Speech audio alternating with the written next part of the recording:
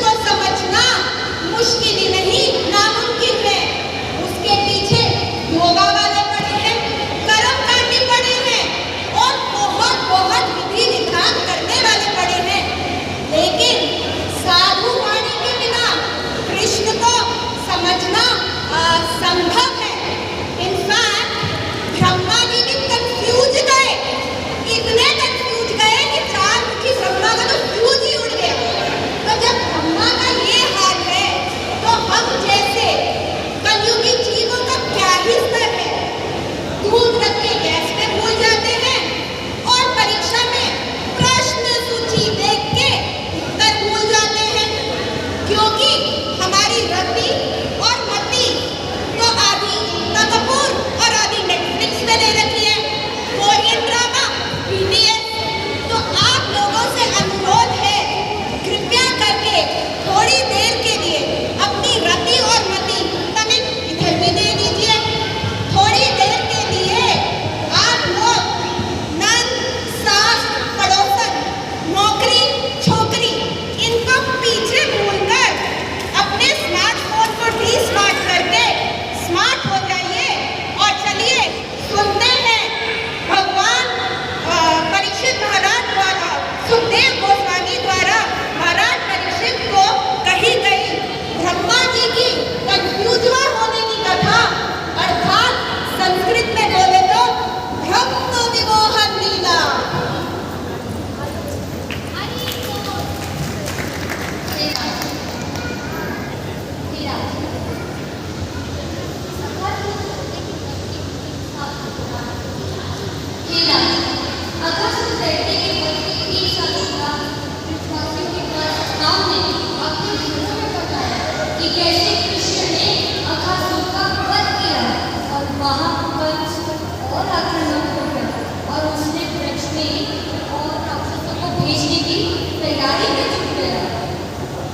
परंतु गोस्वामी ने एक साथ बाहर जाकर ये क्यों कहा, इसी दिन जाकर क्यों नहीं कहा, इत्यादि मेरी इस बात का खंडन करें।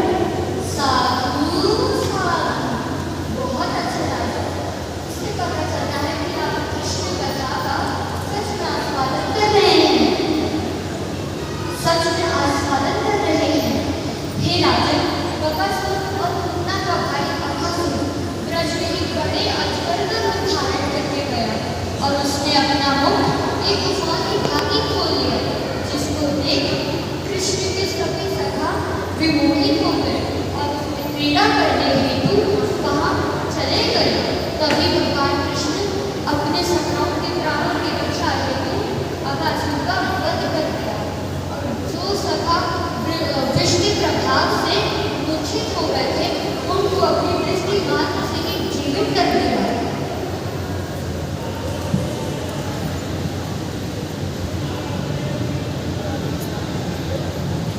हे प्रभु, आपका धन्यवाद, मुझे आकासुर दैत्य के शरीर से मुक्ति देने के लिए आपका बहुत बहुत धन्यवाद।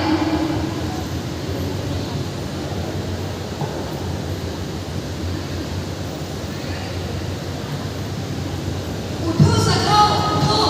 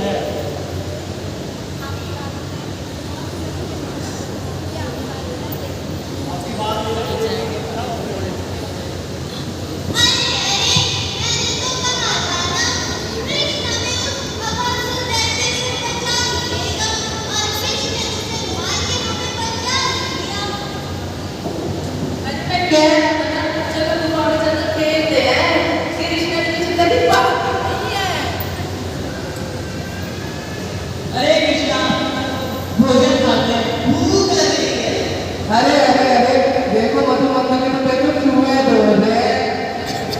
अरे अरे सुनो, चूहों की तो आवाज भी आ रही है। चलो चलो सारे लोग अपने अपने भोजन की कोठरी खोलो। कृष्णा सबसे पहले तुम्हें मेरा ही भोजन खाना पड़ेगा, मेरा ही। नहीं नहीं, कृष्ण हमसे पहला भोग मधुमक्खी का ही खाएंगे। नहीं नहीं नहीं, मैं अपना भोजन किसी को नहीं देने वाला। अरे ऐसे कैसे मधुमंगल, तुम्हें तो अपना भोजन पहले किसी को ही खिलाना पड़ेगा। सही बात है भैया, सही बात है। माँ ने बोला था कि भिक्षा छठी देगी नहीं है, कृष्ण को मत देना, मैं ही पी लेता हूँ। अरे अरे कृष्ण, देखो मधुमंगल ने छाछ पी ली।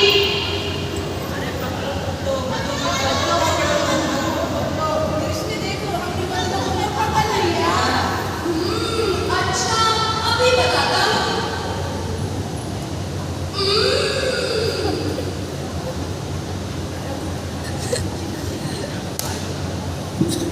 छी छी छी, ये कैसे भगवान है? ना सूची ना मोची, किसी का भी छूटा था। ये तो छलिया है, छलिया। उसका भक्त तो मैं, उसका छल तो मैं भक्त करूँगा।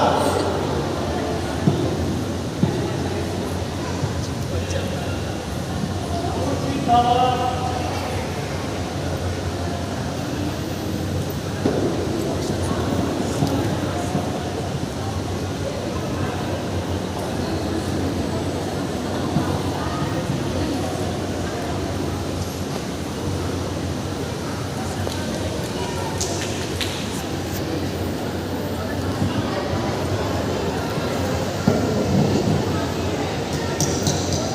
अरे कृष्ण, हमारे गैया की तो आवाज हो रही है। कहीं वो दूर तो नहीं चले गए फेंकते फेंकते।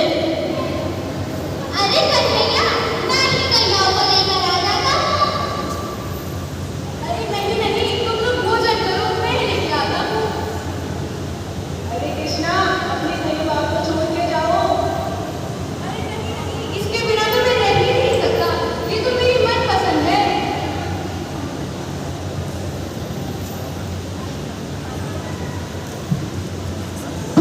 सूची बाबा।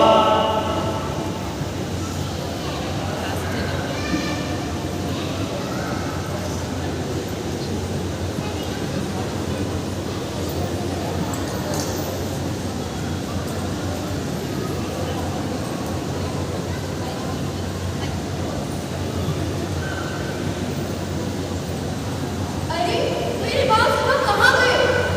अच्छा, ये सब ब्रह्मा की चालाकी है। कोई नहीं, तुम्हारी ये चालाकी भी मंजूर है। विस्तार भवा।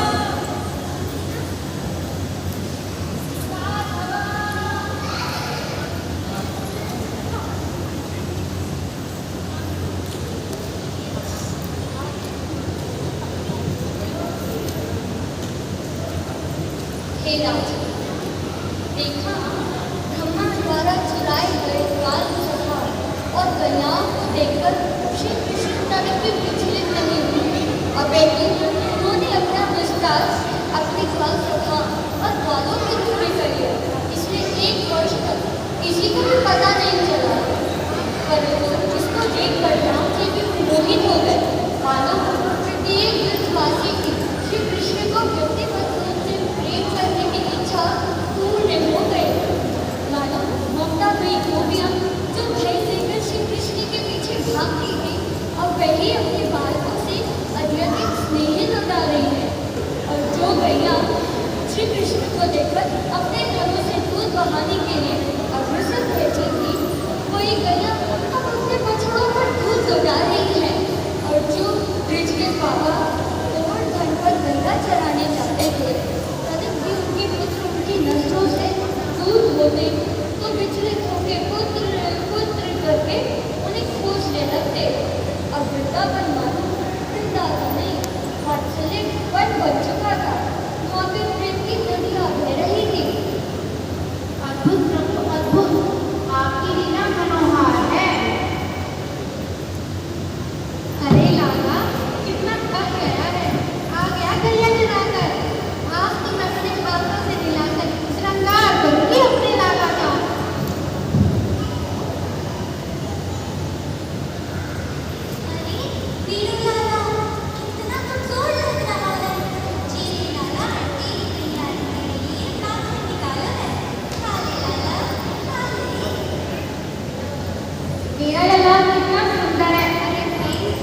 वेळेला पण गजाननाला लावे त्याला संसार झाला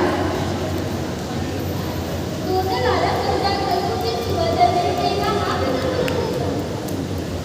अरे ये क्या हो रहा है?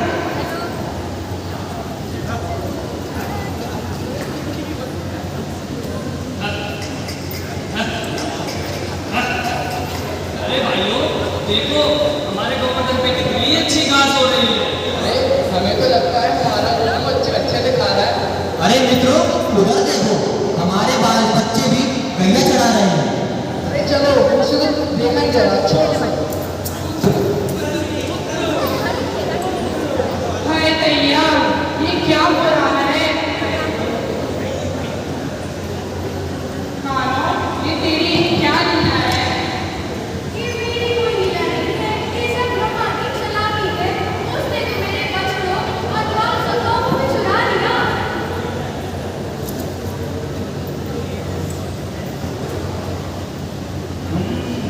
अब जाकर देखता हूँ वो छलिए का छल टूटा या नहीं।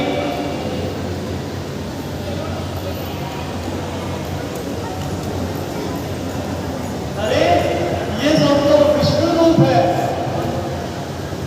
क्षमा प्रभु क्षमा, मुझसे बहुत बड़ा अपराध हो गया। ओ मेरा आदि पुरुषा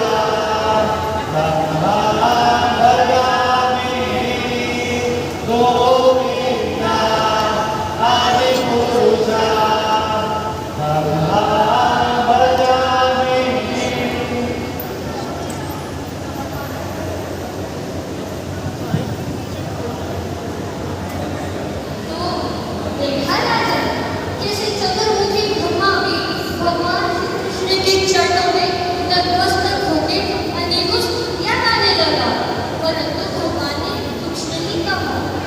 जैसे ही ब्रह्मा की स्तुति पूर्ण हुई वैसे ही भगवान अपने बाल सखाओं के साथ उन्हें क्रीड़ा करने चले गए, जो अबोध थे कि 1 वर्ष तक वो मूर्छित अवस्था में ब्रह्मलोक में थे।